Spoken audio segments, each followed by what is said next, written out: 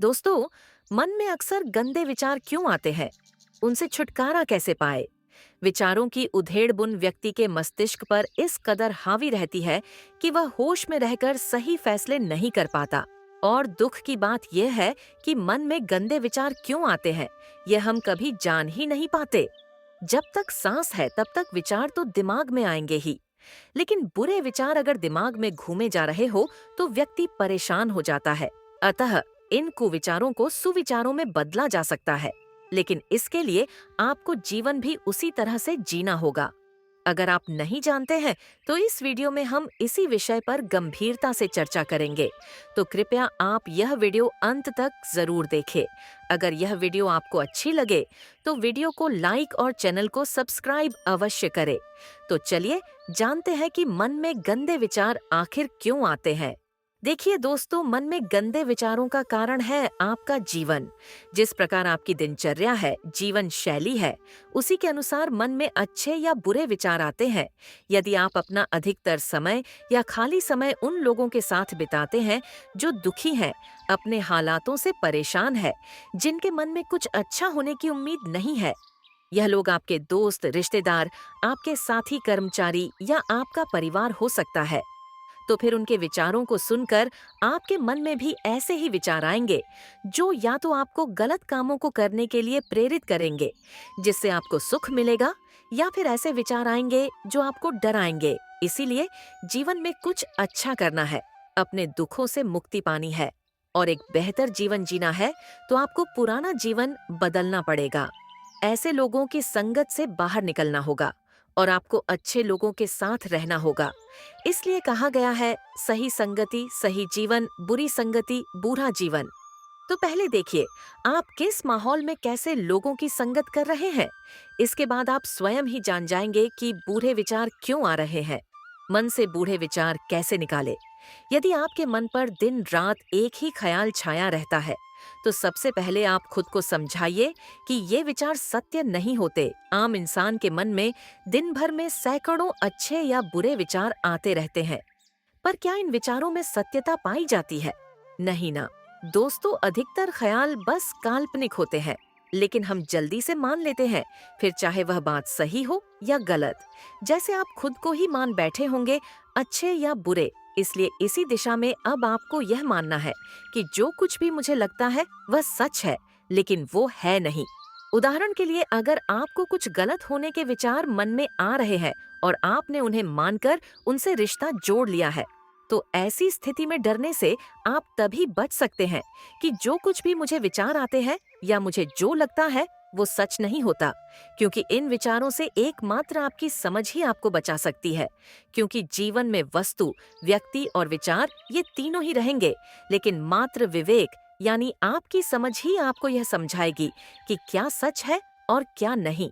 यदि आपका मन छोटी बात पकड़कर बैठ जाए, या यदि आपका मन किसी छोटी बात पर उलझा हुआ है, तो जाहिर सी बात है कि आपके पास जीवन में कोई श्रेष्ठ कार्य करने के लिए नहीं है। आप एक प्रेमहीन और उदासी से भरा जीवन गुजार रहे हैं, और यही जीवन आपको बड़ी सजा दे रहा है। आप मान लीजिए, आपको किसी स्थान पर समय पर पहुंचना है और आप अपनी गाड़ी से 100 किलोमीटर की रफ्तार से गाड़ी चला रहे हैं।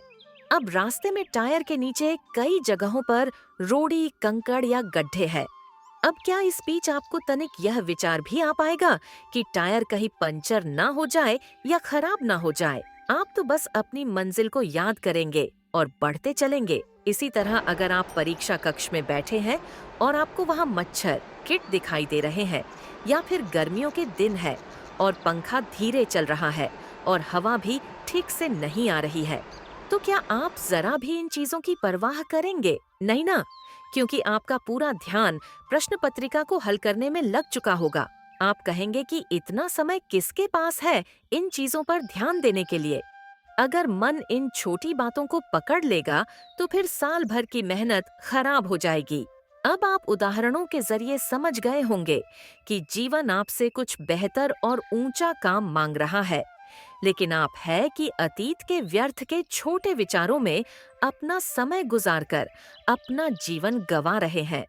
दिमाग में फालतू विचार क्यों आते हैं? दिमाग में फालतू विचारों के आने का भी कारण होता है। अगर आप श्रम नहीं कर रहे हैं और दिमाग व्यस्त नहीं है, तो जाहिर सी बात है कि तरह तरह के ख्याल या विचार आपके दिमाग में उत्पन्न होंगे। कई बार किसी कार्य में लगे रहने के बावजूद भी दिमाग में व्यर्थ के विचार घूमते रहते हैं। तो ये दर्शाता है कि आप अपना समय इससे कहीं और बेहतर जगह पर खर्च कर सकते हैं।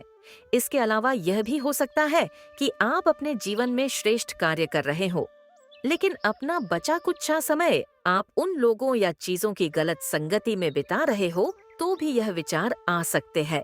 दिमाग से नकारात्मक विचार कैसे दूर करें? दिमाग में जब भी नकारात्मक विचार आए, कुछ अशुभ होने के संकेत मिले, तो यही बात अपने मन में दोहराए कि ये विचार है, सच्चाई नहीं। आपके मन में विचार आता है, घर से निकलने पर दुर्घटना हो सकती है या कोई हादसा हो सकता है, तो क्या आप इस विचार की सुनते हुए जरूरी कार्य करने के लिए बाहर नहीं निकलते ना। इसी तरह ऐसा कभी नहीं होगा जब आपके दिमाग में विचार शून्य हो जाए। विचार तो आते ही रहेंगे, पर एक बात तय है कि किसी भी विचार पर प्रतिक्रिया देनी है या नहीं, यह आप पर निर्भर करता है। मान ले आपको अपनी नौकरी छिन जाने का विचार आता है। वास्तव में यह तो सिर्फ एक ख्याल है, पर जब आप इस ख्याल के खिलाफ लड़ने लगते हैं, तो फिर आप अपना बहुत सारा समय उसी विचार में उलझने में गंवा देते हैं। पर अपने ही विचार से विद्रोह करने पर अंत में आपको कोई फायदा नहीं मिलता है। तो जब भी आपके दिमाग में कुछ बुरा होने के विचार आने लगे, तो बस यह कहना कि मुझे फर्क नहीं पड़ता। विचार अच्छे आए या नहीं, मैं वही करूंगा जो सही है। बस इस तरह से आप विचारों के बीच रहकर भी विचारों से अनछुए रह सकते हैं। खुद को अपने व्यक्तिगत कार्यों से हटाकर स्वयं को किसी ऐसे काम में व्यस्त करे जो करना इस समय अत्यंत आवश्यक है, और फिर उसमें मानसिक और शारीरिक रूप से डूबकर आप ज्यादा सोचने की इस आदत से बच सकते हैं। अपने दिमाग को खाली कैसे करें? दोस्तों, दिमाग में कोई मेमोरी कार्ड नहीं होता जिसे पूरी तरह आप खाली कर सके, लेकिन इतना जरूर है आपके दिमाग में, जितनी व्यर्थ की चीजें हैं उनके स्थान पर आप अपने दिमाग में बेहतर चीजों को डाल सके। तो दोस्तों, इस वीडियो को सुनने के बाद अब आप भली भांति समझ गए होंगे कि आखिर मन में गंदे विचार क्यों आते हैं। तो दोस्तों, आशा करती हूँ आपको आज कि यह वीडियो अच्छी लगी होगी। अगर अच्छी लगी हो तो वीडियो को लाइक करें, अपने दोस्तों के साथ शेयर करें और चैनल को भी सब्सक्राइब जरूर करें। कमेंट बॉक्स में लिखे जय श्री कृष्ण। तो मिलते हैं अगले वीडियो में। तब तक के लिए आप अपना ख्याल रखें। धन्यवाद।